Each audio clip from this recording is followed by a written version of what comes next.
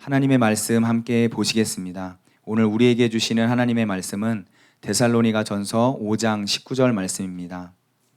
데살로니가 전서 5장 19절 말씀을 제가 봉독하도록 하겠습니다. 성령을 소멸하지 말며. 아멘. 이제 김동훈 목사님이 나오셔서 성령의 불을 꺼트리지 마십시오, 이런 제목으로 하나님의 말씀 선포해 주시겠습니다. 네, 오늘은 성령의 불을 꺼트리지 마십시오라는 주제를 가지고 여러분과 하나님의 말씀을 나누도록 하겠습니다. 사도 바울은 데살로니가 교회에 보내는 편지에서 성령을 소멸하지 말라라고 말씀하고 있어요. 그래서 소멸하다라는 헬라어는 스벤님이라고 하는데요, 그 뜻은 불을 끄다라는 의미를 갖고 있습니다. 그래서 성령을 소멸하지 말며라는 뜻은 결국은 성령의 불을 꺼트리지 말아라, 성령의 불을 끄지 말아라, 이런 말씀입니다. 이를 통해서 볼 때 성령은 이 성경에서 불의 이미지로 형상화되었습니다. 이는 성령의 뜨거운 불이라는 말의 의미가 아니라 불과 같은 속성으로 사람의 내면에 있는 죄악을 불태우고 하나님의 역사를 드러내도록 뜨거운 마음을 주신다는 의미입니다. 성령이 강하게 임하게 되면 마음이 냉랭해지는 것이 아니라 마음이 뜨거워집니다. 마음이 열정으로 사로잡힙니다. 거룩한 열정, 하나님을 더 사랑하고자 하는 열정, 나를 더 하나님께 드리고자 하는 열정, 가족들을 더 사랑으로 품고자 하는 열정, 이 마지막 한 번뿐인 인생을 정말 멋지게 하나님 뜻 가운데 살고자 하는 그런 열정으로 우리 성령님이 우리 안에 충만하면 그런 열정이 올라옵니다. 오늘 여러분 안에 그런 열정들이, 그런 불들이 임하시기를 예수님의 이름으로 축복합니다. 이 마귀는 정욕의 불을 우리의 마음에 넣어줘요. 또 미움의 불을 넣어줍니다. 미움도 여러분 불같이 일어나는 거예요. 증오심도 불같이 일어납니다. 마귀가 주는 것은 증오의 불이요, 정욕의 불이라면 하나님이 주시는 불은 거룩한 불이요, 하나님의 능력의 불이요, 사랑의 불인 줄 여러분 믿으시기 바랍니다. 성경에는 성령을 불로 묘사한 예가 많은데 대표적으로 두 군데만 찾아보도록 하겠습니다. 마태복음 3장 11절입니다.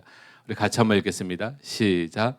나는 너희로 회개하게 하기 위하여 물로 세례를 베풀거니와 내 뒤에 오시는 이는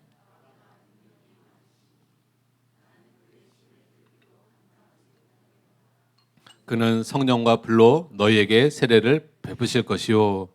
여기서 그는 바로 예수님을 말씀하고 있는 거죠. 예수님은 세례 요한은 물로 세례를 주었지만 예수님은 성령과 불로 세례를 베푸실 것이라고 말씀하고 있어요. 누가복음 12장 49절 같이 한번 읽겠습니다. 시작. 내가 불을 땅에 던지러 왔노니 이 불이 이미 붙었으면 내가 무엇을 원하리요. 예수님이 이 땅에 오셨는데 땅에 영혼들에게 성령과 불을 던지러 오셨다는 거예요. 성령의 불을 받게 하기 위해서 예수님이 오셨다는 것이죠. 무엇보다도 성령은 불이 쓰레기를 소각하듯이 우리 안에 더러운 것을 태워 없애주며 또 불과 같이 주변 인물들에게 이 확산되는 특징을 가지고 있습니다. 이런 면에서 성령을 불로 묘사한 것은 적절한 표현입니다. 그런데 여러분, 성령의 불은 점점 우리 안에 충만케 될 수도 있고 타오를 수도 있지만 반대로 성령의 불은 우리 안에서 점점 소멸될 수도 있습니다. 우리 신앙생활에 있어서 성령님의 도우심은 절대적이에요. 성령님의 은혜는 절대적입니다. 그래서 은혜가 삭감되면 우리는 신앙생활을 잘하리라 기대할 수가 없습니다. 그래서 오늘은 성령의 불이 언제 꺼지는지, 또 성령의 불이 꺼지지 않도록 하기 위해서는 우리가 무엇을 주의해야 하는지, 이런 부분에 대해서 여러분과 하나님의 말씀을 나누도록 하겠습니다. 첫째로 따라해 보겠습니다. 성령은 왜 소멸되실까요? 성령은 쉽게 소멸될 수 있습니다.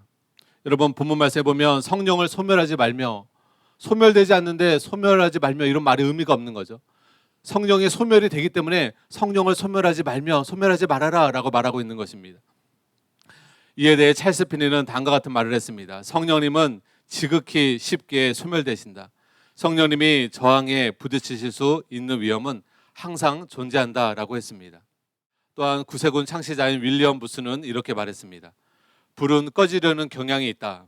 여러분의 마음 재단 위에 있는 불을 지키라라고 말했습니다. 성령님께서 주신 소원이나 감동 또는 인도하심을 묵살할 때만 소멸되시는 것이 아니라 어떤 죄를 통해서든지 성령을 근심시키면 결과적으로 성령이 소멸됩니다. 오스왈드 스미스 목사님은 이런 말씀하셨어요. 성령을 근심시킬 때 그분은 소멸된다. 실제로 성령을 근심시키면 여러분 성령이 소멸이 됩니다. 이런 면에서 성령이 소멸될 수 있는 이유는 한두 가지가 아니죠. 그래서 여러 가지.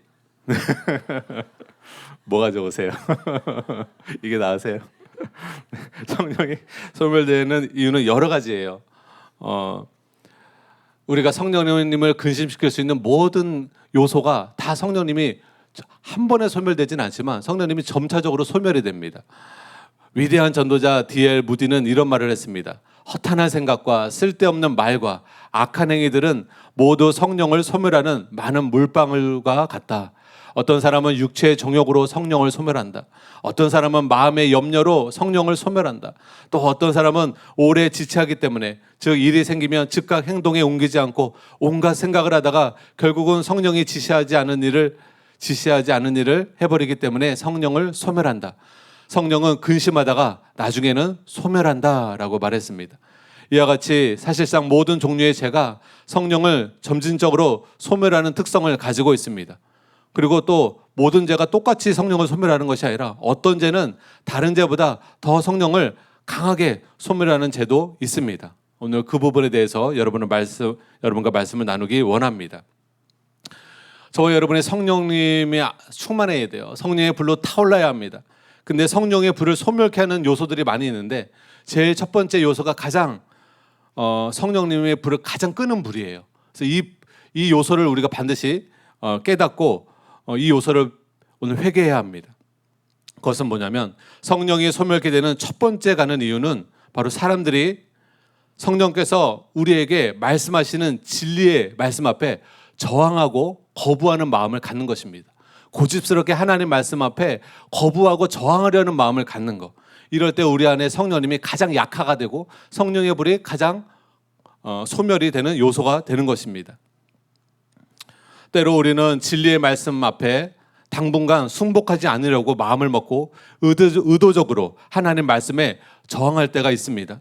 그런 경우에 진리에 저항하는 의지의 영향력이 얼마나 큰지 성령의 소멸이 강하게 일어납니다.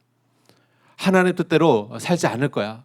나는 오늘 담임 목사님 말씀 또 제 2예배 말씀 따라 난 행하지 않을 거야. 이렇게 마음을 먹는 거. 나는 이거는 따를 수 없어. 나는 이 말씀, 하나님 말씀 따라 사는 거는 힘들어. 나는 그렇게 살지 않을 거야. 이런 하나님 말씀에 대한 여러분 마음이 따르려 하지 않는 거, 말씀을 들으려 하지 않는 거, 순종하지 않으려는 마음을 먹는 거. 이것이 이런 마음을 먹을 때 성령님은 가장 약화가 됩니다. 인간의 자유의지는 성령의 영향력에 언제나 저항할 수 있어요. 어떤 사람들은 성령님이 역사하시면 완력으로 우리의 의지를 좌지우지한다고 생각하는 사람이 있습니다. 그런데 성경을 보면 이런 생각은 비논리적이고 비성경적인 생각입니다. 하나님이 전능하시지만 하나님이 인간들에게 주신 자유의지를 역사 이래 한 번도 좌지우지한 적이 없어요. 물론 우리가 선한 마음을 먹으면 그 선한 마음을 더 강화시키는 역할을 합니다. 바로왕이 악한 마음을 먹으면 완악한 마음을 먹으면 그 완악한 마음이 더 완악해지기는 하십니다. 그러나 어떤 사람이 선한 마음을 먹었는데 그 마음을 하나님의 전능한 힘으로 선한 마음을 먹었는데 악한 마음으로 이렇게 돌리게는 못하십니다. 그렇게 안 하십니다. 또 악한 마음을 먹었는데 하나님의 전능의 마음으로 이 의지 자체를 선한 마음으로 바꾸지는 않습니다. 그래서 은혜도 악한 마음을 먹는데 하나님의 전적으로 내 마음을 선한 마음으로 바꾸는 은혜는 없습니다. 은혜는요, 돕는 은혜예요. 우리가 회개하고 하나님 뜻대로 살려고 마음을 먹을 때 그 하나님 뜻대로 살 수 있도록 돕는 은혜가 부어지는 것이지, 내가 죄를 회개할 마음이 없고 하나님 뜻대로 순종할 마음이 없는데 어떤 초자연적인 힘이, 초자연적인 능력이 내 마음을, 악한 마음을, 나쁘게 살려는 마음을 갑자기 하나님이 내 의지를 돌이켜서 선하게 살게 하는 이런 역사는 성경에 한 번도 나타나지 않습니다. 무슨 말인지 이해가 되시죠? 그래서 우리가 어떠한 마음을 갖는 것이 대단히 중요합니다. 여러분이 회개하고 하나님 뜻대로 살려고 하는 그 바른 중심을 가지면 성령님이 오늘 여러분과도 임하실 것입니다. 그리고 내 힘으로 하나님 뜻대로 살 수 없었지만 돕는 은혜로, 성령의 은혜로 여러분이 하나님 뜻대로 살 수 있습니다. 할렐루야. 그래서 여러분, 이 하나님의 말씀 앞에 완고한 마음을 갖는 거, 하나님 말씀 앞에 교만한 마음을 먹는 거. 길가밭이 뭐예요? 하나님 말씀을 들어도 듣지 않는 거예요. 여러분은 다 들으시죠? 근데 어떤 사람은요, 교회 와도요, 말씀을 안 듣습니다. 분명히 귀가 있는데 하나님 말씀에 귀 기울이지 않습니다. 그 마음이 완고한 마음입니다. 그런 마음이 성령, 그 사람을 거듭난 사람이라면 성령을 소멸케 합니다. 여러분 반대로요, 기도만 많이 한다고 성령이 강하게 부어지는 게 아니라 기도 중요해요. 근데요, 말씀을 청종하려는 마음을 가지셔야 돼요. 하나님 말씀을 귀담아 들으려는 마음을 가져야 돼요. 하나님 말씀 따라 살고자 하는 마음을 가지셔야 돼요. 겸손한 마음을 가지셔야 돼요. 그럴 때 은혜가 부어지는 것입니다. 성령의 불이 임하는 것이에요. 성경에 보면 하나님은 겸손한 자에게 은혜를 부으시고 교만한 자를 물리치신다라고 말씀하고 있어요. 특별히 이 교만한 마음과 겸손의 마음은 하나님의 말씀 앞에 우리가 반응하는 태도에 나타나게 되어 있습니다. 성경에 보면 스스로 슬기롭고 지혜롭다고 생각하는 사람은 하나님의 말씀을 배우려는 마음은 없었어요. 겸손한 마음이 없었어요. 그러나 어린아이 같은 마음, 어린아이같이 배우려는 마음, 수용적인 마음, 하나님의 말씀에 귀 기울이려는 청종하려는 마음, 그런 사람에게는 하나님의 말씀이 계시되었고 은혜가 부어졌습니다. 그래서 여러분에게 오늘 어린아이 같은 겸손의 마음이 부어지시기를 예수님의 이름으로 축복합니다. 여러분, 어느 나라에도요, 물이 밑에서 위로 올라가는 물은 없어요. 다 물은 위에서부터 밑으로 내려옵니다. 하나님의 은혜의 폭포수도요, 낮은 마음을 가진 사람에게 내려오지 높은 마음을 가진 사람에게 임하지 않습니다. 여러분 마음이 겸손히 낮아지시기를 예수님의 이름으로 축복합니다. 겸손히 낮아진다는 것은 여러분 정말 하나님의 말씀을 하나님 말씀처럼 경청하는 거예요. 하나님 말씀 들을 때 하나님의 목소리를 듣는 것처럼 청종하는 것입니다. 여호와의 목소리를 청종하는 자에게 하나님의 성령이 더욱 강하게 임하게 되는 것이죠. 둘째로 따라해 보겠습니다. 육체의 소욕에 굴복할 때 성령은 점점 소멸됩니다. 바울이 말한 대로 우리 안에 거듭난 신자 안에는 육체의 소욕이 있고 성령의 소욕이 있습니다. 육체의 소욕은 성령을 거스리고 성령의 소욕은 육체를 거스립니다. 우리 안에 있는 육체의 소욕은 항상 나태함과 안일함을 추구하게 하고 노는 것을 좋아하고 쾌락을 좋아하고 자랑하는 것을 좋아하고 교만하고 그리고 다투기를 좋아하고 분노를 폭발시킵니다. 이것이 우리 안에 있는 육체의 소욕의 특징이에요. 그런데 이 모든 육체의 소욕 따라 우리가 행하게 될 때 우리 안에 성령의 불이 점점 소멸이 됩니다. 우리의 육체의 소욕에 굴복하게 될 때 성령의 불이 점점 소멸되는 그런 물방울들과 같은 역할을 합니다. 그래서 우리는 육체의 소욕에 굴복하면 안 되고 반드시 성령을 쫓아 살아야 합니다. 성령의 충만함을 받을 뿐만 아니라 성령을 쫓아 행할 때 우리 안에 있는 성령의 불은 여러분 점점 충만케 되고 커져갈 수 있습니다. 셋째로 한번 따라해 보겠습니다. 사랑으로 행하지 아니하고 다른 사람을 미워하며 원수 맺을 때 성령은 점점 소멸됩니다. 네, 우리가 육체의 소욕 따라 행할 때 성령이 소멸될 뿐만 아니라 우리가 다른 사람을 험담하기를 좋아하고 다른 사람 말하는 것을 비난하기를 좋아하고 무자비하게 다른 사람을 판단할 때 성령님은 소멸됩니다. 교회를 어지럽게 하는 요소 중에 하나가 말이에요. 험담의 말, 비난의 말, 원망의 말, 불평의 말. 여러분의 입술이 이런 입술 되지 마시기를 예수님의 이름으로 축복합니다. 여러분의 입술이 축복의 입술이 되시기 바랍니다. 은혜의 입술이 되시기 바랍니다. 복음을 전하는 입술이 되시기 바랍니다. 복된 입술이 되시기를 바랍니다. 여러분 다른 사람을 자꾸 험담하는 그런 입술이 될 때 여러분 안에 있는 성령이 점진적으로 소멸된다는 것을 잊지 마시기 바랍니다. 왜 그렇습니까? 하나님의 법은 사랑의 법이에요. 성령은 사랑의 영이십니다. 성령의 열매는 첫 번째가 사랑이에요. 그래서 성령님은 남을 비판하고 남을 판단하고 남을 증오하고 원수 맺는 이런 마음을 갖게 될 때 성령님은 기뻐하지 않으십니다. 그래서 성령님이 우리 안에서 약화가 되세요. 그런데 안타깝게도 교회 안에 이런 미움과 증오심을 다루지 못해서 성령이 점점 소멸되는 사람이 너무너무 많습니다. 지옥에 가게 되면 담임 목사님 올리신 이름을 까먹었어요. 외국분이에요. 여자분인데 지옥을 체험하고 천국을 체험한 분이신데 그분도 아이반 터튼 목사님과 똑같이 진짜 지옥을 가게 됐을 때 정말 이 세상에서 가장 위험한 거짓말을 깨닫게 됐다. 그걸 동일하게 뭐라고 말하는가? 한 번 구원이 영원한 구원이라는 거. 이게 거짓말이다. 지옥에 가면 다 알게 된다. 한 번 구원이 영원한 구원이 아니다. 구원받았어도 타락하면, 구원받았어도 예수님을 배신하면, 구원받았어도 계속 죄 가운데 살게 되면 지옥불에 떨어진다. 지옥불에 가면 그런 사람들이 너무나 많다는 거예요. 목회자들도 너무나 많다는 거예요.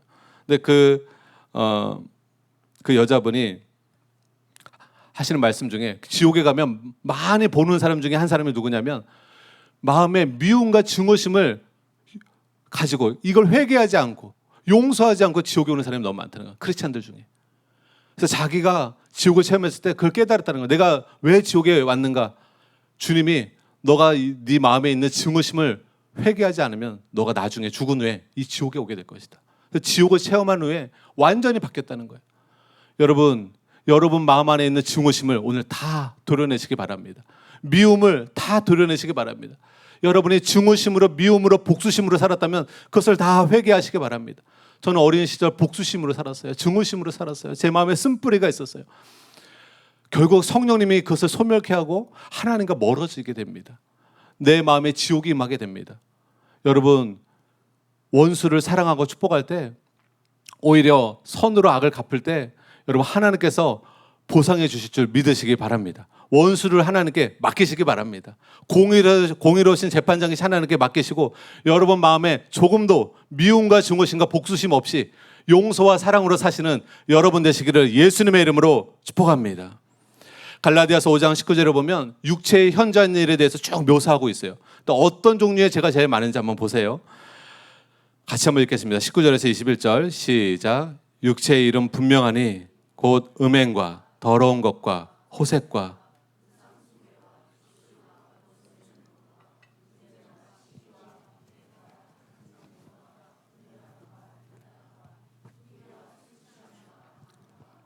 또 그와 같은 것들이라.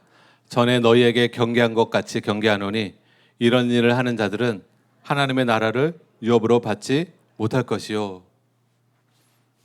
이런 것을 회개하지 않고 계속 이런 일을 하는 사람은 하나님 나라를 들어갈 수가 없습니다. 여러분 생각해 보세요. 계속 음행을 저지르고 더러운 짓을 하고 호색하는 사람이 천국에 들어갈 수 있을까요?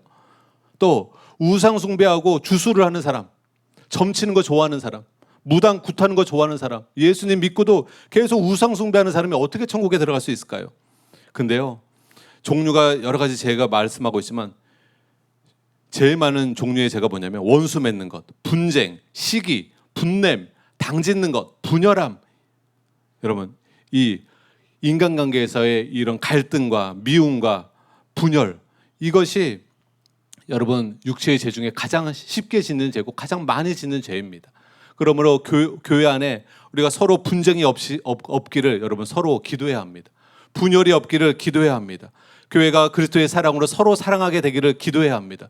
서로 용서하기를 주님이 그리스도가 우리를 용서하신 것처럼 우리가 마음의 중심에서부터 서로가 용서하며 그리스도의 사랑으로 하나 되기를 우리는 기도해야 합니다. 여러분의 가정이 그리스도의 사랑으로 하나 되셔야 되고 여러분 셀 모임이 그리스도의 사랑으로 하나 되셔야 되고 우리 교회 전체가 하나님의 사랑으로 하나가 되어야 될 줄 여러분 믿으시기 바랍니다. 넷째로 양심을 더럽히게 될 때 우리 안에 성령은 점점 소멸이 됩니다. 여러분 성경을 읽고 설교를 계속 듣고 바르게 반응하면 우리의 양심이 점점 깨끗해집니다. 그래서 선한 양심이 되어요. 그래서 진실한 크리스찬들은 선한 양심을 갖고 살아가야 합니다. 양심은 단순히 국민윤리 교과서라든가 도덕 교과서에 나오는 주제가 아닙니다. 성경에서 양심은 대단히 중요한 요소예요. 믿음 생활과 불가 분리의 관계이고 믿음 생활에 있어서 근간을 이루는 주제가 양심입니다. 그런데 종종 양심을 더럽혀서 그런 일로 우리 안에 있는 성령을 점점 소멸할 수가 있습니다. 성령님은 우리가 생각하는 것보다도 훨씬 더 깊숙이 우리의 양심과 연관이 있습니다. 사도행전 24장 16절입니다. 우리 같이 한번 읽겠습니다. 시작. 이것으로 말미암아 나도 하나님과 사람에 대하여 항상 양심의 거리낌이 없기를 힘쓰나이다. 사도 바울이 하나님과 사람의 관계에 있어서 양심이 거리끼는 행동을 하지 않았다는 거예요. 항상 양심이 거리낌이 없기를 힘썼다는 거예요. 23장 1절에 보면 사도행전 제가 읽어드리겠습니다. 바울의 공회를 주목하여 이르되 여러분 형제들아 오늘까지 나는 범사의 양심을 따라 하나님을 섬겼노라 하거늘. 여러분 사도 바울은요 범사에 어떨 때만이 아니에요. 범사의 양심을 따라 하나님을 섬겼다라고 말하고 있습니다. 여러분 양심을 따라 하나님을 섬기지 않으면 그 섬김은 하나님 받지 않으십니다. 비양심적으로 하나님을 섬기면 비양심적으로 살면서 교회 생활하고 비양심적으로 살면서 목회하는 거 하나님이 인정하지 않으십니다. 그렇기 때문에 사도 바울이 범사의 양심을 따라 하나님을 섬긴 것입니다. 저와 여러분도 사도 바울처럼 양심에 어긋나지 않고 양심을 따라 하나님을 섬기는 저와 여러분 되시기를 축복합니다. 사람들이 양심의 질책을 받고서도 죄를 범하게 될 때 성령님은 점점 약화되고 소멸됩니다. 그래서 우리가 건강한 양심을 가질 때는요 민감성을 띱니다. 예민함을 갖게 됩니다. 작은 것에도 양심의 책망을 받게 되고 그럼 바른 거예요. 내가 넘지 말아야 할 삶의 선이 있잖아요. 선을 넘으면 안 되는 금기시되는 일들이 있잖아요. 그것을 내가 넘으려고 할 때 내 양심에서 가책을 주는 것입니다. 경고를 주는 겁니다. 그러면 안 되지. 너가 목설어서 그러면 안 되지. 성령님이 말씀하실 때 그 선을 넘지 않는 거예요. 그런데 그럼에도 불구하고 성령님이 말씀하시고 책망하시고 가책을 주는데도 양심의 소리를 무시하고 양심의 경고를 무시하고 자꾸 선을 넘어서 죄를 범하거나 하나님의 말씀에 불순종하는 삶을 계속 살게 되면 여러분 그 사람의 양심은 더럽혀지기 시작합니다. 더럽혀지고 그 사람의 양심은 무뎌지기 시작합니다. 그리고 그 사람의 양심은 작동을 안 하기 시작합니다. 끝까지 계속 양심을 더럽히게 되면 양심이 화인 맞는다 그래요. 그 양심이 작동을 안 해서 그 사람이 회개를 못 합니다. 아무리 큰 죄를 지었어도 우리가 회개하면 용서함을 받잖아요. 아무리 많은 죄를 지었어도 예수님의 보혈을 의지하고 진심으로 회개하면 용서함을 받잖아요. 근데요 여러분 양심이 화인 맞게 되면 회개할 마음을 갖게 되지가 않습니다. 회개가 일어나지가 않습니다. 그래서 여러분 양심을 계속 어기는 일을 대단히 두려워해야 합니다. 크리스찬들은 양심을 거스르는 일을 행하면 안 돼요. 요즘 사회에 보게 되면 사이코패스 증후군을 나타내는 사람들이 많이 있습니다. 의학적인 용어로 사이코패스라고 하지만 이게 바로 양심이 화인 맞은 사람들이에요. 사람을 죽이고도 무고한 사람에게 큰 해를 입히고도 전혀 양심의 가책을 못 느낍니다. 인터뷰를 하게 될 때 깜짝 놀랍니다. 저 사람이 눈물을 흘리며 회개하겠지. 전혀 뉘우침도 없고 자신의 잘못에 대해서 큰 부끄러움도 못 느낍니다. 이 마지막 세대의 악하고 음란한 세대 가운데 많은 사람들이 점점 양심이 화인 맞아가고 있습니다. 양심이 더럽혀지고 있습니다. 사이코패스처럼 되고 있습니다. 이것은 우리 크리스찬들에게 가장 위험한 일입니다. 왜냐하면 여러분 양심이 더럽혀지면 그래서 점점 양심이 더럽혀져서 양심이 저버려지게 되면 여러분 믿음이 파손된다. 믿음이 망가진다라고 성경은 말하고 있습니다. 디모데전서 1장 19절인데요. 한번 같이 읽겠습니다. 시작. 믿음과 착한 양심을 가지라. 어떤 이들은 이 양심을 버렸고 그 믿음에 관하여는 파산하였느니라. 사랑하는 성도 여러분, 선한 양심을 갖는 것이 너무나 중요합니다. 착한 양심을 갖는 것이 여러분 믿음이 계속 자라날 수 있는 비결입니다. 양심이 더럽혀졌을 때, 그래서 결국 양심이 버려졌을 때 믿음이 파손됩니다. 믿음으로 천국 가는 것인데 믿음이 파손되면 천국에 들어갈 수가 없지요. 그러므로 여러분 믿음이 좋은 사람은 비양심적인 사람, 계속적으로 비양심적으로 사는 사람일 수가 없습니다. 우리 목사님은 믿음이 참 좋으셔. 어느 장로님은 어느 권사님은 믿음이 참 좋으셔. 근데 그분이 삶 속에 계속 비양심적으로 양심을 거스르며 살고 있다. 그건 믿음이 좋다고 볼 수가 없는 거예요. 믿음과 양심은 같이 가는 것입니다. 그래서 믿음이 좋은 사람은 양심이 바른 양심을 갖습니다. 선한 양심을 갖습니다. 양심을 계속 어기는 삶을 살지 않습니다. 그래서 누구든지 비양심적으로 계속 살게 되면 그가 목회자든 장로든 권사든 집사든 다 지옥불에 던져지는 것을 알고 여러분 양심이 더럽혀진 것을 깨끗게 해야 합니다. 그럼 더럽혀진 양심은 어떻게 해야 깨끗해질까요? 한번 더럽혀진 양심은 깨끗해질 수가 없는 것일까요? 그렇지 않습니다. 우리가 예수님의 보혈을 의지하고 진심으로 그 죄를 버려버리는 결단과 함께 회개를 하면 우리의 양심이 죽은 행실에서 깨끗게 된다고 성경은 약속하고 있습니다. 히브리서 9장 14절 우리 같이 한번 읽겠습니다. 시작. 하물며 영원하신 성령으로 말미암아 흠없는 자기를 양심을 죽은 행실에서 깨끗하게 하고 살아계신 하나님을 섬기게 하지 못하겠느냐. 우리가 양심을 어기고 계속 죄를 범하면 양심이 무뎌지고 더럽혀집니다. 근데 회복 불능한 건 아니에요. 그 사람이 죄를 뉘우치고 자기의 하나님 앞에 합당하지 못한 삶을 양심에 찔려서 진심으로 회개하면 그 사람 양심이 다시 기능이 회복됩니다. 그래서 양심이 깨끗하게 되고 하나님을 섬길 수 있는 마음으로 변화가 되는 것이죠. 그래서 오늘 여러분 혹시라도 더럽혀진 양심으로 교회생활, 신앙생활 했던 분이 있다면 예수님의 보혈을 의지하고 진심으로 회개하시기 바랍니다. 그러면 예수님의 피가 여러분의 양심을 깨끗게 하여서 살아계신 하나님을 다시 온전히 섬길 수 있도록 하나님이 도와주실 것입니다. 다섯 번째로 한번 따라해 보겠습니다. 기도를 등한히 하면 성령이 점점 소멸됩니다. 어떤 사람은 그런 말을 하시는 분들이 있어요. 기도를 해도 목사님 기도가 잘 되지 않아요. 여러 가지가 이유가 있습니다. 아까 말한 것처럼 계속 성령을 어기며 죄 가운데 살면 기도가 잘 되지 않습니다. 또 용서하지 않는 삶을 살아도 기도가 잘 되지 않습니다. 또 계속 염려의 삶을 살아도 그 염려의 생각 때문에 기도가 잘 되지 않습니다. 근데 이런 게 아닌데도 기도가 잘 안 되는 사람이 있어요. 그럼 왜 그러냐? 오랫동안 기도의 삶을 살지 않아서 그렇습니다. 기도의 삶을 살다가 너무 오랜 시간 동안에 기도를 놔버렸어요. 기도 생활을 하지 않았어요. 그러면 곧바로 기도가 잘 되지 않습니다. 어느 정도 성령님이 이 기도의 영이라고 그러죠. 그래서 여러분 우리가 계속 기도하게 될 때 기도의 영이 활성화가 됩니다. 반대로 우리가 기도하지 않게 될 때 기도의 영이 약화가 됩니다. 그래서 기도가 잘 되지 않는 거예요. 반대로 여러분의 매일매일 삶 속에 계속 기도의 삶을 사시잖아요. 그러면 기도가 자꾸 돌파가 됩니다.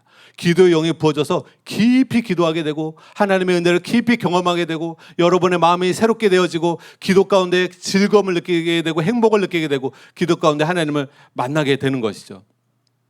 그래서 여러분 기도를 하지 않으면서 성령의 불이 타오르고 성령 충만함을 받을 거라고 기대하지 마시기 바랍니다. 여러분 오순절날 교회가 처음으로 탄생하게 될 때 누구에게 성령의 불이 임합니까? 누구에게 성령의 충만함이 임합니까? 약속의 말씀을 부여잡고 기도하는 자들에게 합심하여 간절히 기도하는 자에게 성령의 충만함이 임하였고 그들의 마음이 새롭게 되었습니다. 여러분 기도의 삶을 등한히 하지 않는 여러분 되시기를 예수님의 이름으로 축복합니다. 사무엘 선지자는 기도를 쉬는 죄를 범하지 않을 거라고 말씀하고 있고 사도 바울도 쉬지 말고 기도하라고 말씀하고 있습니다. 여러분 기도하게 될 때 우리의 심령에 영혼에 만족함이 있게 되고요. 그리고 기도를 계속하게 될 때 하나님께서 우리 영혼 가운데 하나님이 성령의 음성을 기도할 때 주시는 경우가 많습니다. 담임 목사님께서도 또 김옥규 목사님께서도 방언 기도나 기도할 때 하나님의 전략에 임하고 하나님이 우리에게 말씀하시는 그 음성을 항상 들으시지만 기도할 때 가장 많이 들을 수 있다라고 말씀하고 계세요. 그래서 오늘 여러분 기도를 오랫동안 멈추신 분들은 기도를 쉰 죄를 회개하고 다시 기도의 영을 구하시면서 삶 속에서 항상 깨어 기도하는 저와 여러분 되시기를 예수님의 이름으로 축복합니다. 기도의 가치를 아는 사람이 있고 모르는 사람이 있더라고요. 기도의 가치를 아는 사람은 중요한 일을 앞두고 항상 기도합니다. 하나님께 기도하고 안 하고가 얼마나 큰 차이가 나는지 아는 거예요. 내 힘으로 인생을 사는 것과 하나님의 도우심 가운데 인생을 사는 것이 얼마나 큰 차이가 나는지 아는 겁니다. 그래서 본인이 기도하든 다른 사람에게 중보기도를 요청하든 기도의 중요성을 알고 기도를 소중히 여깁니다. 그러나 기도의 가치를 모르는 사람은 중요한 일을 앞두고도 기도하지 않습니다. 자기 인생의 중요한 앞날의 중요한 선택의 기로에 있는 그 중요한 찰나 속에서도 하나님을 의지하지 않고 기도하지 않습니다. 여러분 기도의 가치를 알고 초대교회의 시작은 기도로부터 시작이 된 것을 아시고 여러분 기도의 삶을 멈추지 마시고 오늘부터 매일매일 말씀 읽는 것과 기도하는 삶을 살게 되실 때 여러분의 심령이 변화가 되실 것입니다. 그런데 목마른 사모하는 마음 없이 가난한 심령 없이 기도하고 말씀을 읽는 건 유익하긴 하지만 큰 도약이 없어요.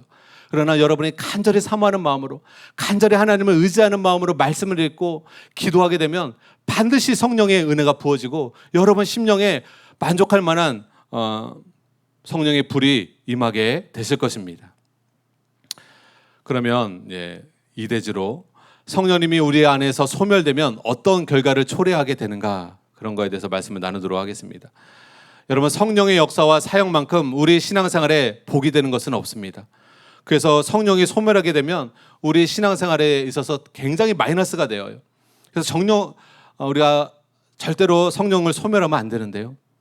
첫째로, 성령을 소멸하게 되면 구원의 즐거움을 잃어버립니다. 영적인 기쁨과 즐거움을 누리게 되는 게 있거든요. 우리가 하나님을 모셔드리게 되고 성령이 충만하게 되면 기쁨과 즐거움이 우리 마음 안에 임합니다. 마음에 안정감이 있게 되고요, 평안함이 있게 되고요, 성령의 감동을 받게 됩니다. 그런데 성령이 소멸되면 소멸될수록 이런 것들을 다 잃어버리게 되어요. 영적으로 처참하게 됩니다. 성령을 점점 소멸하게 되면 신앙생활에 있어서 힘과 생명력을 잃게 됩니다. 유쾌함을 잃어버리게 됩니다. 경건의 능력을 잃어버리게 됩니다. 그래서 죄를 이기지 못하게 돼요. 분명히 성령 충만할 때는 죄를 이겼는데 이제는 죄를 이기지 못하게 되고 우리의 영혼이 피폐해지고 메말라가기 시작합니다. 그리고 희망찬 삶을 살았던 그가 성령이 소멸되면서 살 소망을 느끼지 못하게 됩니다. 그리고 하나님이 멀게만 느껴져요. 전에는 성령 충만했을 때는 하나님이 가깝게 느껴졌던, 하나님이 친밀하게 느껴졌던 그 은혜의 시간들이 있었는데 성령님이 소멸되면서 하나님이 정말 멀리만 느껴지고 기도가 또 더 이상 즐겁지가 않습니다. 기도하는 시간이 가지 않고 기도도 잘 되지 않습니다. 또 지혜와 계시의 영이 임하지 않아서 성경을 읽어도 깨달음이 임하지 않습니다. 설교를 듣는 게 무료해지고 성경을 읽는 게 재미가 없어집니다. 이런 것들이 다 성령님의 불이 약화됐기 때문에 나타나는 증상입니다. 그러므로 여러분, 성령의 충만함을 받는 것은 대단히 중요해요. 우리 신앙생활에 있어서 성령의 도움 가운데 신앙생활하는 것은 너무나 중요한 일입니다. 이에 대해 로이드 존즈는 이런 말을 했습니다. 여러분을 위하여 성령을 근심하게 하지 마십시오. 왜냐하면 여러분이 그분을 근심하게 하면 그분은 필연적으로 하나님의 성령의 임재에 여러 가지 은혜로운 표징들을 상실하게 될 것이기 때문입니다. 여러분이 성령을 근심하게 하면 여러분은 하나님께서 여러분을 향하여 가지고 계신 사랑에 대한 느낌을 상실하게 될 것입니다.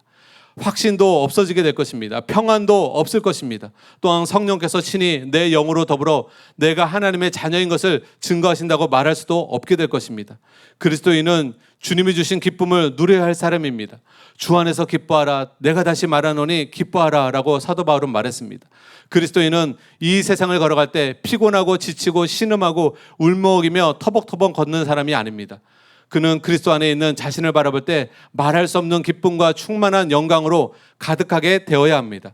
그는 시온을 향하여 나아갈 때 노래를 부르며 나아가야 할 사람입니다. 그러나 여러분이 성령님을 근심하게 하면 여러분은 그렇게 하지 못할 것입니다. 여러분은 자기가 지옥에 살고 있으며 지옥이 자기 안에 있다고 느끼게 될 것입니다.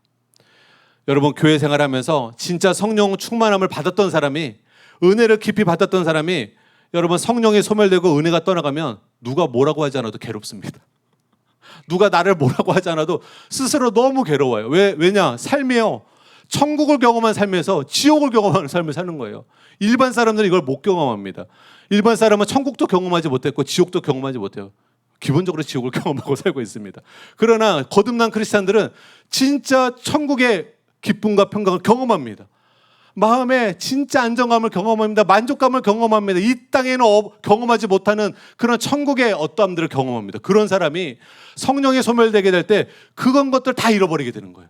그리고 그 지옥의 쓴물이 내 안에 올라오는 거예요. 그러니 이 간극이 얼마나 큽니까? 그래서 성령 충만하던 사람이 지옥을 경험하게 될 때, 성령에 소멸되어 지옥을 경험할 때 누가 뭘 하지 않아도 너무 괴롭습니다. 너무 고통스럽습니다. 그래서 이런 걸 한두 번 경험한 사람은 절대로 내가 지옥을 경험하지 않으리라, 구원의 즐거움을 빼앗기지 않으리라, 성령의 충만함을 놓치지 않으리라, 내가 성령을 소멸하지 않으리라 결단하게 되는 것입니다.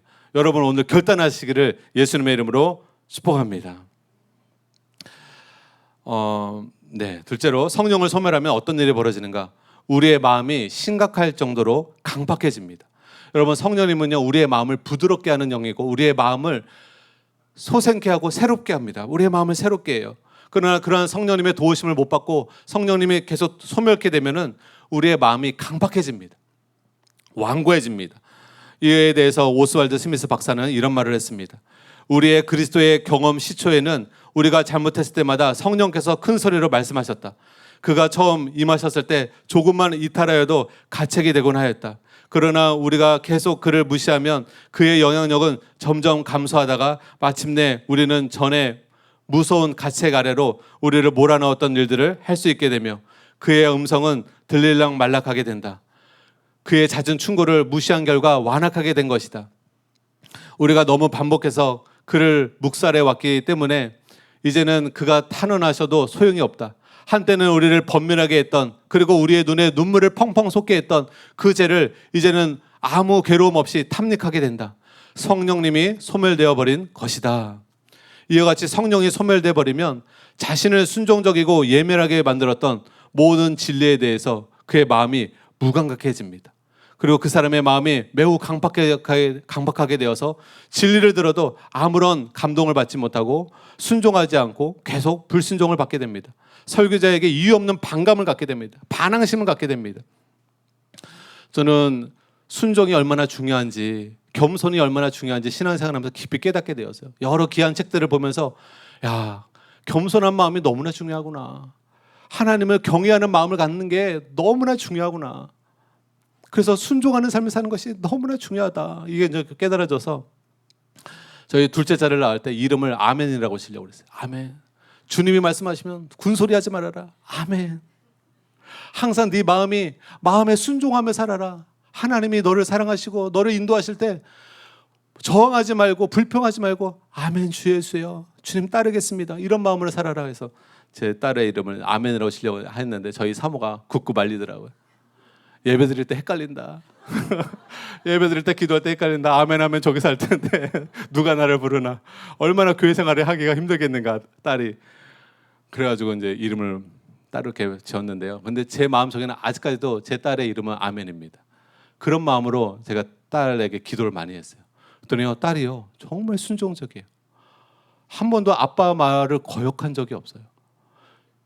사춘기가 없었어요.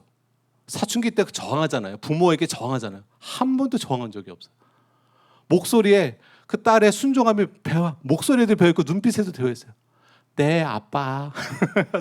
뭐라 말하든 아빠에게 저항할 마음이 목소리 음색에도 없어요. 여러분 저항하는 것은요 눈빛 속에 행동 속에 음색 속에서도 다 들어가지 않습니까?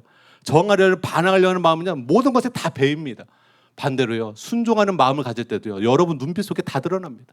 여러분의 기도하는 모습 속에 말씀 듣는 모습 속에 여러분의 모든 일거수일투족에 우리가 순종적인 마음을 갖고 있는지 겸손한 마음을 갖고 있는지 아니면 교만해서 하나님 앞에 오만한 마음으로 불순종하려는 마음을 갖고 있는지 여러분 다 드러나게 되는 것입니다.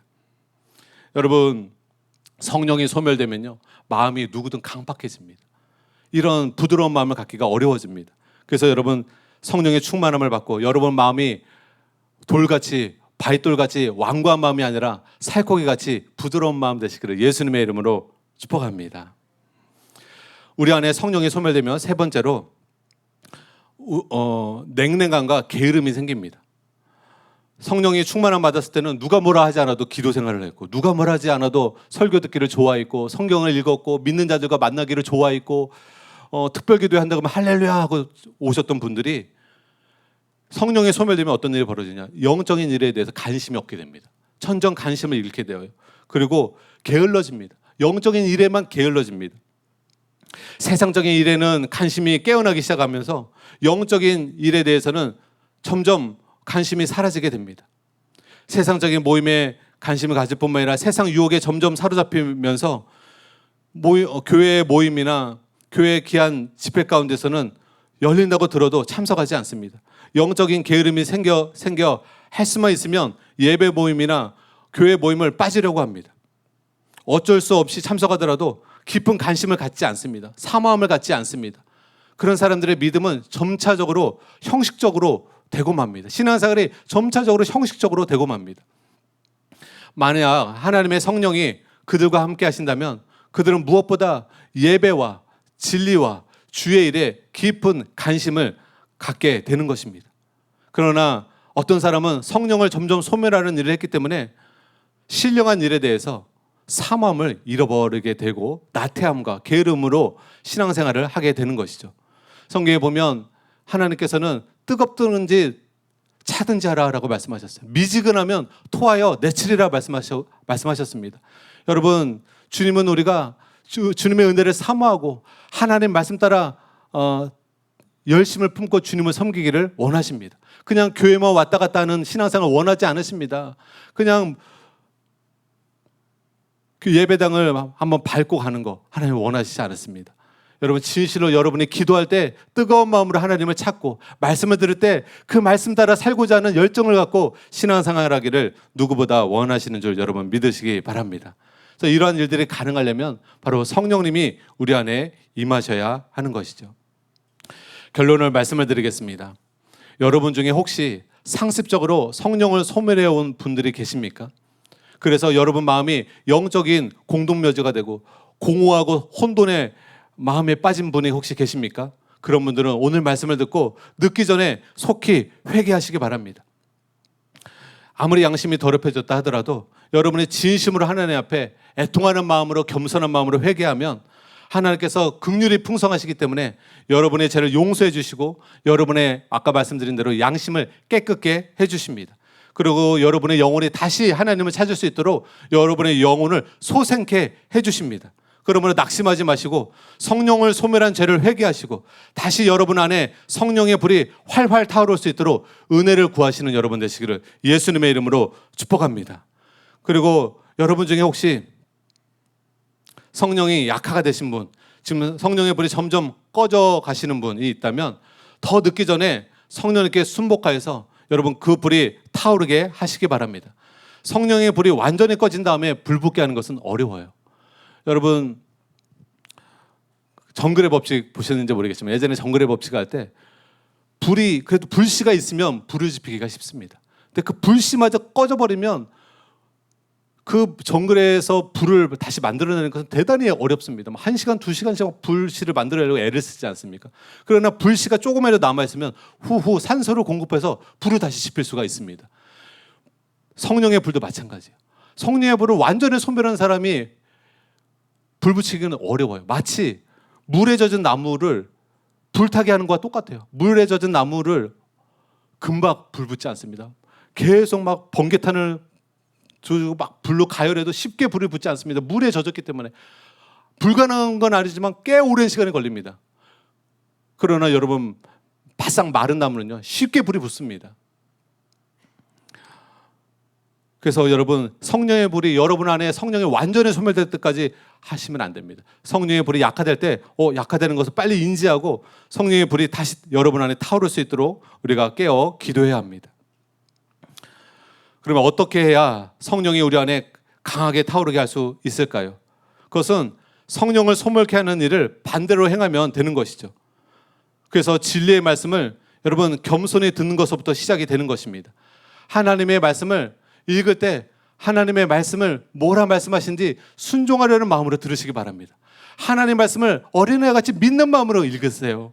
하나님 말씀을 믿는 마음으로 여러분 하나님 말씀을 저거 진짜야? 항상 의심하면 저럴 수가 있어?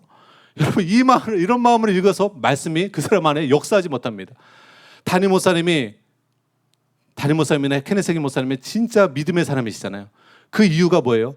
하나님 말씀의 한 점까지도 우주 만물보다 천하보다 더 귀하게 여기셨다고 그랬어요. 해기 목사님도 하나님 말씀을 그렇게 귀하게 여기셨어요.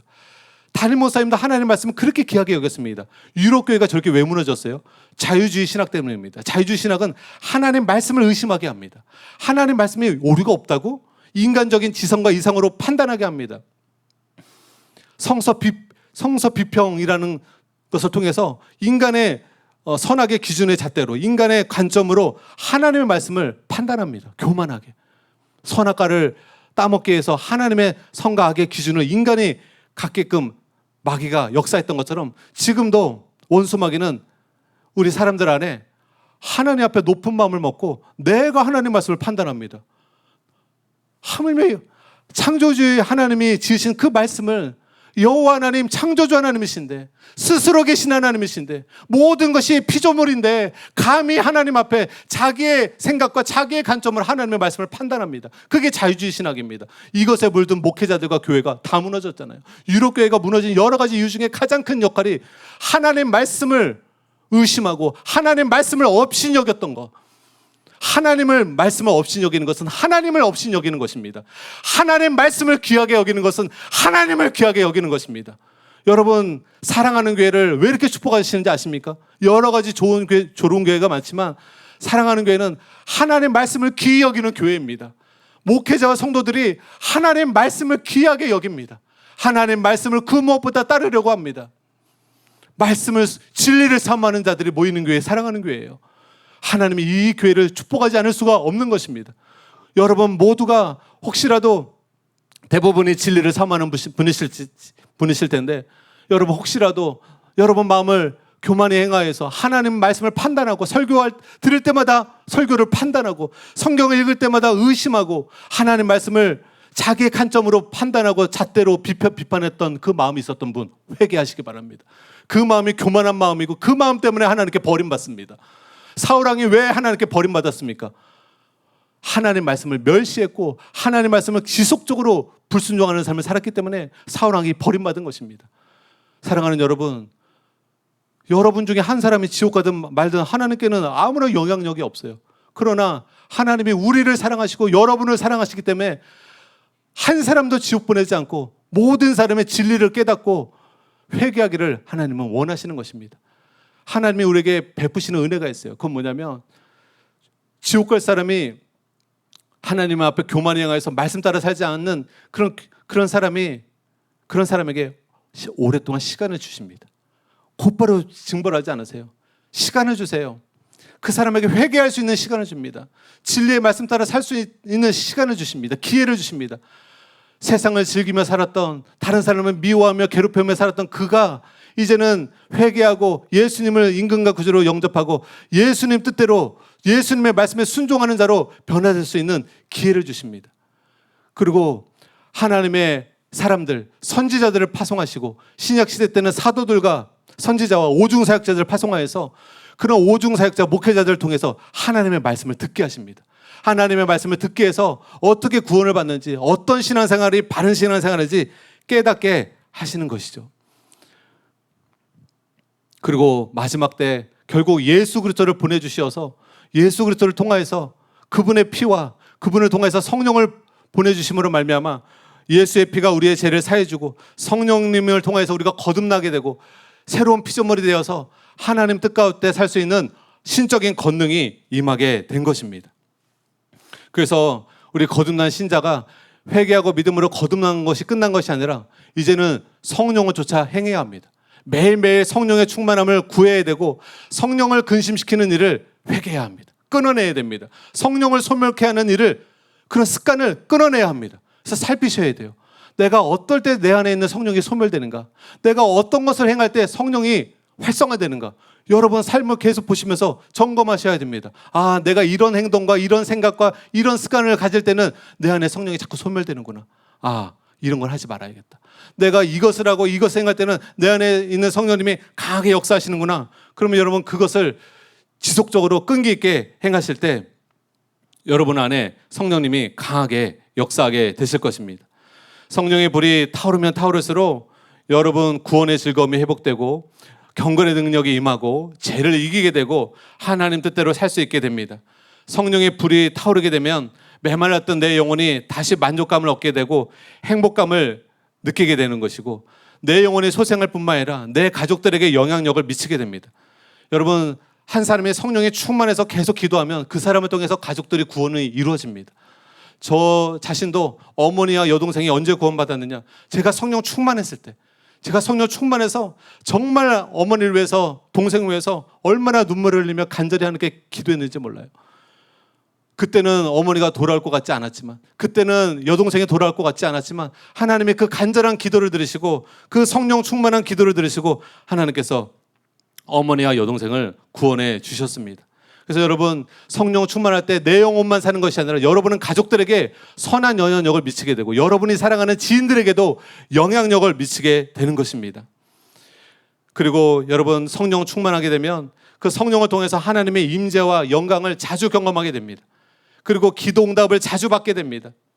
그리고 여러분 삶 속에 막혔던 영역들이 이제는 형통함을 경험하게 되고 복을 구해도 복이 안 임했던 삶이 복이 그림자처럼 따라옵니다.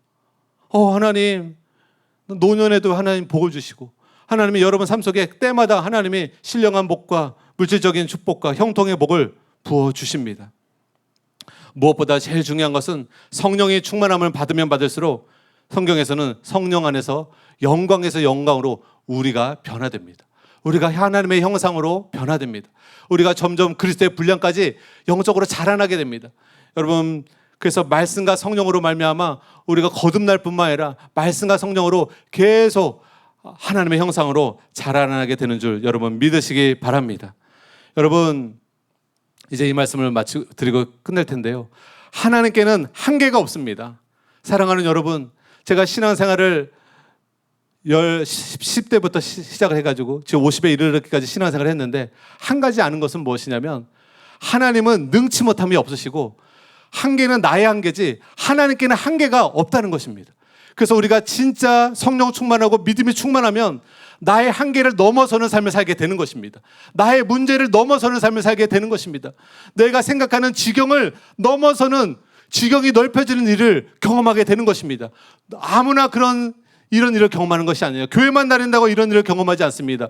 여러분, 진짜 자신의 죄를 회개하고 하나님 말씀 앞에 순종하려는 마음으로 결단하고 하나님께 간절히 기도하는 자에게 성령이 부어지고 은혜가 부어져서 그 은혜를 힘입어 내가 변화되고 내 부르심이 열리게 되고 여러분, 요셉을 통해서 애굽의 그 문명화된 그 애굽의 국무총리가 될 거라고 누가 기대합니까? 한계를 넘어서는 일입니다. 그러나 하나님께서 요셉을 축복하시고 요셉을 그렇게 사용하시는 것입니다. 모세가 사람을 죽인 살인자였습니다. 그 모세를 통해서 200만이 넘는 이스라엘 백성을 출애굽시키고 바로 왕은 절대 권력이었습니다. 그 절대 권력을 대항하여서 이스라엘 백성을 구원해내는 거, 그게 어떻게 가능합니까? 그러나 하나님이 모세를 그 일을 사용하시는 것입니다. 하나님은 지금 사랑하는 교회를 사용하고 계십니다. 사랑하는 교회 끝나지 않을 부흥이 임하였고 성령 충만한 성도들이 기도하고 간구할 때 이 담임 목사님의 진리의 말씀과 성령의 권능이 아프리카에 지금 13만 명, 15만 명에 이르는 영혼들이 주께로 돌아오고 있는 것입니다. 목회자들이 변화되고 있고 수많은 질병을 가진 자들이 변화되고 있습니다. 하나님이 저에게도 어제도 말씀하셨어요. 너가 나의 은혜를 구하면, 나의 성령의 강권하심을 구하면 능치 못함이 없다. 한계가 없을 것이다. 너가 믿음이 없을 때, 너가 성령에 소멸될 때는 너의 삶은 한계가 명백하다. 너가 할 수 있는 일은 명백하다. 너는 문제를 너의 힘으로 해결할 수 없다. 그러나 너가 내 앞에서 하나님의 말씀을 귀 기울이고 진심으로 하나님의 기뻐하시지 않는 삶을 회개하고 성령의 충만함을 구하며 믿음으로 살아가게 될 때 너 앞에 막힌 담이 없게 될 것이다. 하나님이 함께 하시면 모든 문이 열리게 될 것이다. 너가 이제껏 그렇게 살지 않았느냐? 너가 보았지 아니하였느냐? 너의 삶 속에 놀라운 기적을 경험하였지 아니하였느냐? 제가 어저께 말씀을 묵상하며 과거의 삶을 생각해 보니까 그렇더라고요. 제 자신을 볼 때는 너무나 무력하고 저는 정말 약하고 똑똑하지도 않은 사람이고 별 볼 일 없는 사람이지만 그런 사람이 하나님과 함께 했더니 어떤 사람도 쉽게 경험할 수 없는 그런 삶의 기적과 놀라운 일들을 경험하게 된 것입니다. 사랑하는 성도들이여, 여러분 삶의 장애물과 한계를 보며 낙심하지 마시기 바랍니다. 한계를 넘어설 수 있습니다. 문제를 넘어설 수 있습니다. 여러분 삶의 앞에 꽉 막혀있는 여리고성 같은 그 두터운 성이 한순간에 무너져 내릴 수 있습니다. 여러분 믿음으로 살아가는 저와 여러분 되시기를 예수님의 이름으로 축복합니다. 이 말씀을 부여잡고 우리 함께 기도하시겠습니다. 여러분, 우리의 심령에 메말랐던 심령 오늘 회개해야 합니다. 성령의 불이 다 꺼져버린 심령 오늘 회개해야 합니다. 그리고 내 안에 다시금 성령의 불이 타오를 수 있도록, 은혜의 불이 타오를 수 있도록, 은혜의 성령으로 충만케 되어질 수 있도록, 그래서 은혜가 내 안에 넘칠 수 있도록 우리가 이 시간 간절히 기도하며 간구하며 나가도록 하겠습니다. 자비롭고 거룩하신 주님, 감사와 찬양과 영광을 올려드립니다. 주님, 내 힘으로 세상을 이기며 살려고 했습니다. 내 힘으로 성공하고 내 힘으로 주님 잘 먹고 잘 살려고 했던 마음들, 이것이 교만이었음을 회개합니다. 내 힘이 아니라 성령의 은혜로 살아가게 하소서. 내 힘이 아니라 하나님의 능력으로 살아가게 하소서. 내 지혜가 아니라 하나님의 지혜로 살게 하여 주시옵소서. 내가 염려하며 근심하며 사는 것이 아니라 나의 염려를 하나님께 올려드리고 하나님께 온전한 믿음과 기도로 나가게 하여 주시옵소서. 주님, 우리 안에 성령의 불이 타오르기를 원합니다. 초대교회 성도들처럼 성령의 충만함을 다 받게 하여 주시옵소서. 주님, 유럽이 변화되었습니다. 초대교회 성도들 때문에, 성령 충만한 성도들 때문에, 성령의 불이 활활 타올랐던 초대교인들 때문에 유럽이 변화되었습니다. 주님, 유럽이 기독교 나라가 되었습니다. 로마 제국이 무너졌습니다. 로마 황제가 무너졌습니다. 하나님을 경외하는 나라가 되었습니다. 아버지, 이런 놀라운 일이 가능했던 것은 초대교회 성도들이 기도했기 때문에 그렇습니다. 사도들의 말씀을 겸손히 들었기 때문에 그렇습니다. 육신의 소욕을 따르지 않고 성령의 소욕을 따랐기 때문입니다. 아버지, 우리 사랑하는 게 성도들도 초대교회 성도들처럼 모여서 함께 기도하게 하소서. 말씀과 기도하는 데에 힘쓰게 하소서. 성령의 충만한 자들 되게 하소서. 주님, 뜨겁든지 차든지 하라 주님 말씀하셨습니다. 미지근하면 토하여 내치리라 말씀하셨습니다. 아버지, 뜨거운 신앙 갖게 하소서.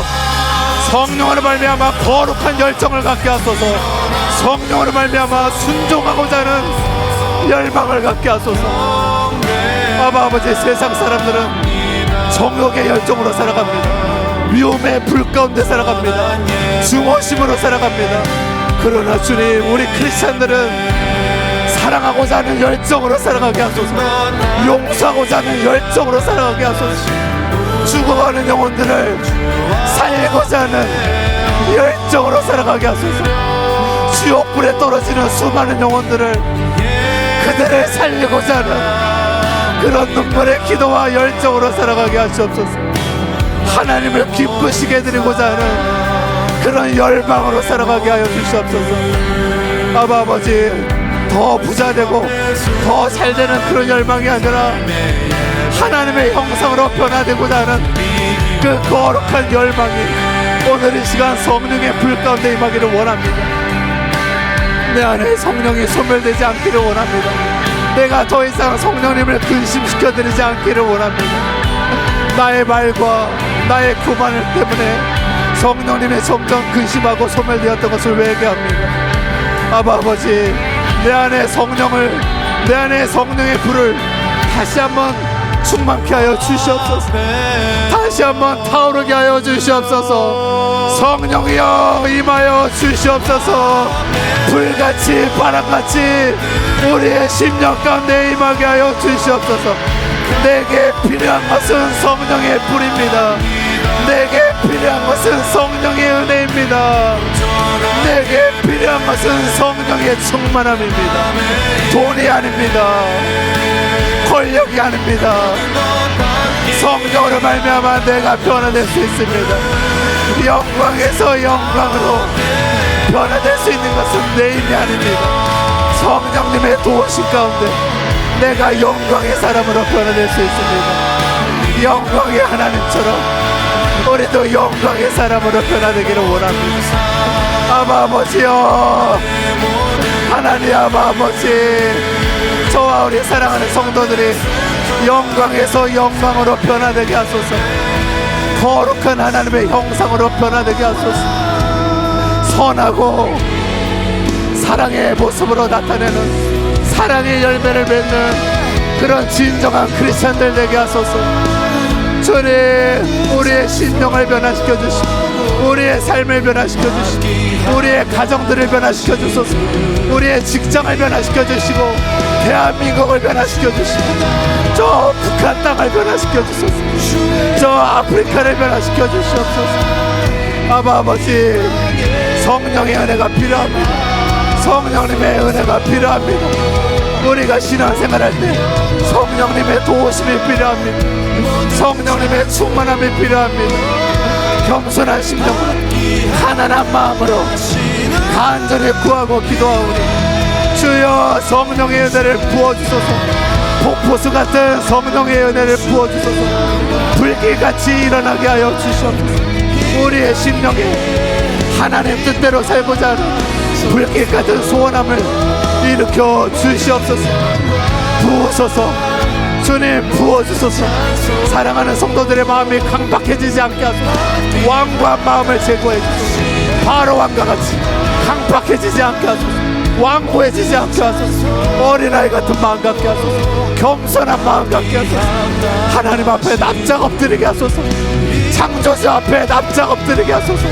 전능하신 하나님 앞에, 능력의 거룩하신 하나님 앞에 납작 엎드려서 은혜를 구하며 하나님의 자비와 긍휼을 구할 수 있도록 하나님 역사하여 주시옵소서. 모든 말씀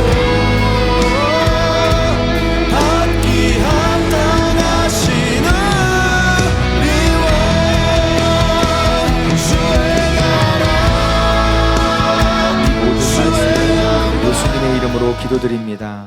아멘.